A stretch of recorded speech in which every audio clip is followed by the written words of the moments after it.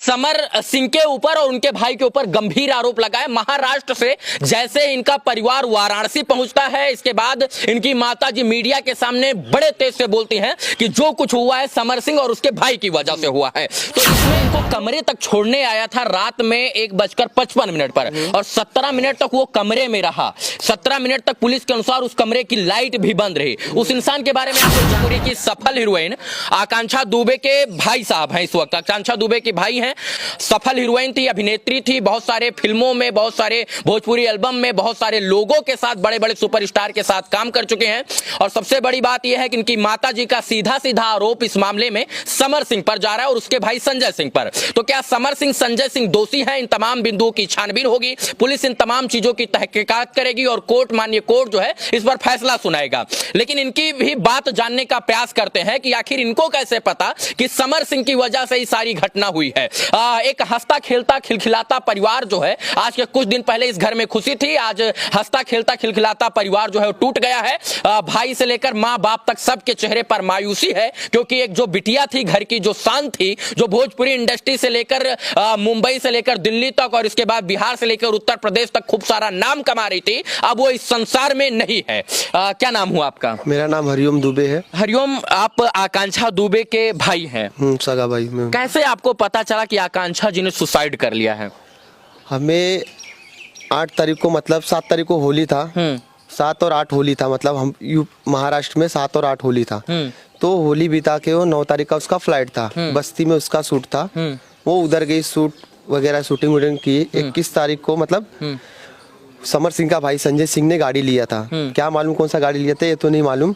तो उसने डाला मतलब कि दूसरे के पैसे पे उड़ रहे हो, तो उतने पे 21 तारीख को उसको फोन आता है संजय सिंह का। 21 मार्च को? हाँ, 21 मार्च को उसको फोन आता है संजय सिंह का, जो कि वो शूट पे रहती है बस्ती में। फोन आता है तो उसका जो बॉय रहता है, मेकअप आर्टिस्ट, वो बोलता है मैडम कोई संजय सिंह करके फोन आ रहा है। तो शूट छोड़ के जाती है, फोन उठाती है, बात वगैरह करती है। वो मतलब धमकी उमकी, गाली गलौज, तूने मुझे ऐसा कैसा बोला, किसके पैसे पे, तुझे ये कर दूंगा, उठवा लूंगा, जान से मरवा दूंगा। तो मेरी बहन भी चालू हो गई, वो तो किससे डरती थी नहीं, वो डायरेक्ट बोलती थी जो मेरे साथ गलत करेगा मैं उसके साथ गलत करूंगी। तो उसने भी उल्टा सीधा बोल दिया, उल्टा सीधा बोला जो करना है तो कर लेना, मैं आ रही हूँ बनारस।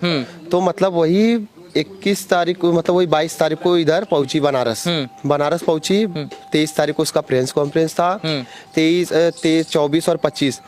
24 तारीख को तो कुछ ऐसा मतलब मम्मी से बात वगैरह सब कुछ हुआ था। और 25 तारीख के दोपहर के दिन मेरे पास फोन आया था, मतलब मेरे वाइफ के पास। लास्ट टाइम आकांक्षा ने आपको कब फोन किया? दोपहर के टाइम। दोपहर को किस तारीख को? 25 तारीख को दोपहर के टाइम। क्या बात से क्या लगा कि फ्रस्ट्रेशन में है, डिप्रेशन में है, मानसिक तनाव है, मानसिक प्रताड़ना है, किसी तरीके का दबाव है, प्रेशर है, कोई लज्जित कर रहा है, कोई बेइज्जत कर रहा है, कोई मारने की धमकी दे रहा है, क्या कुछ ऐसा बातों से आपको स्पष्ट हुआ? वैसा तो कुछ मालूम नहीं पड़ा, क्योंकि जैसा पहले उसका चेहरा रहता था, हंसते खेलते हमेशा रहती थी, वैसा उसमें भी महसूस हुआ। मेरे बच्चे से मतलब फोन पर कुछ नहीं हुआ? कुछ फील नहीं हुआ आप लोगों को? कुछ नहीं, ऐसा लग रहा था कि कुछ हुआ ही नहीं है। फिर मेरे बच्चे से बात वगैरह हुआ और मुझे बोली भी कि अगर दूध के लिए पैसा वैसा चाहिए तो मैं गूगल पे मार देती हूँ, जाके बाबू के लिए दूध ले लेना, और कपड़ा वपड़ा चाहिए उसके लिए बोल देना, मैं पैसा मार दूंगी गूगल पे, जाके ले लेना। ये बातें हुई? हाँ, इतना सब बात हुआ। पूछा खाना वाना खाई, तो बोली हाँ खाना वाना खा ली हूँ, तुम लोग खाए? मैं बोला मैं जा रहा हूँ अभी नहाने। बोलती जाके नहा ले, मैं भी रख रही हूँ, बाद में बात करती हूँ। बस इतना ही बात हुआ। फिर उसके बाद शाम के टाइम मम्मी 8 बजे फोन लगाई। मम्मी यही बोली कि मम्मी बोली चाय पी बेटा? बोलती हाँ मम्मी पी, तू पी? बोलती हाँ मम्मी पी। तो ये सब बात हुआ, हाल चाल समाचार हुआ। फिर उसके बाद वही लास्ट फोन था 8 बजे, लास्ट फोन 8 बजे की रात की बात है। फिर रात को 12 बजे मम्मी खाना वाना बना के मतलब नीचे टहलने गई थी, तो फोन लगाई तो फोन नहीं उठाई। फिर उसके बाद मम्मी सोची कि साइलेंट करके सो गई रहेगी, थक के आई रहेगी, सो गई रहेगी। फिर मम्मी ने स्टेटस देखा कि कोई पार्टी वगैरह में बैठी थी, तो मम्मी बोली जान दो, पार्टी कर रही होगी दोस्त लोग के साथ, क्या बोल सकते हैं। फिर वही लास्ट वही 12 बजे कॉल लगाई थी। फिर दूसरे दिन मालूम पड़ रहा है मम्मी फोन कर रही है कि मम्मी बोलती है कि उसका फोन लग रहा है लेकिन उठा नहीं रही है, तू एक बार ट्राई कर। मैं तो बहुत ट्राई की, तू एक बार ट्राई कर। तो मैंने ट्राई किया फोन, 10-15 बार कॉल लगाया।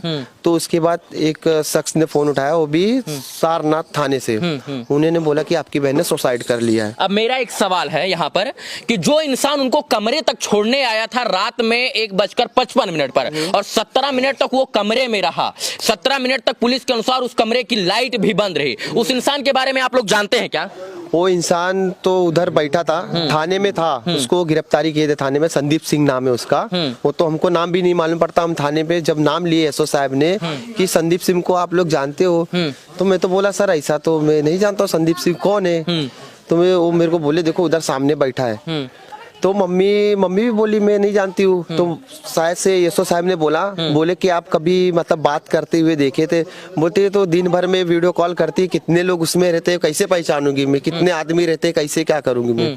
तो मतलब जो छोड़ने आया था उसको आप नहीं जानते? उसको हम जानते नहीं है, लेकिन वो जो शख्स है उसको हिरासत में लिए हैं। अच्छा, पुलिस जो है उस इंसान से पूछताछ कर रही है? पूछताछ कर रही है, लेकिन आप लोग नहीं जानते हैं? हम लोग जानते नहीं है। अच्छा, पुलिस ने क्या बताया कि 17 मिनट तक उस कमरे में बंद लाइट थी, क्या कुछ उसने गलत बिहेवियर या कुछ गलत इंटेंशन कुछ ऐसा कुछ तो ये तो हमें पुलिस वाले ने कुछ बताया नहीं है। अब हम लोग को यही दिलासा दे रहे हैं कि अभी जब तक पोस्टमार्टम रिपोर्ट नहीं आ जाता तब तक ऐसा लाश जला दी गई। हाँ, लाश जला। पोस्टमार्टम रिपोर्ट आपको मिली? अभी तक नहीं मिला है। अच्छा, मेरा एक और सवाल है कि 17 मिनट तक वो इंसान उस कमरे में रहा, इसके बाद जो है लाइव वीडियो आया जिसमें वो रो रही थी। किसी दर्शक ने उसका स्क्रीन कैप्चर कर लिया है।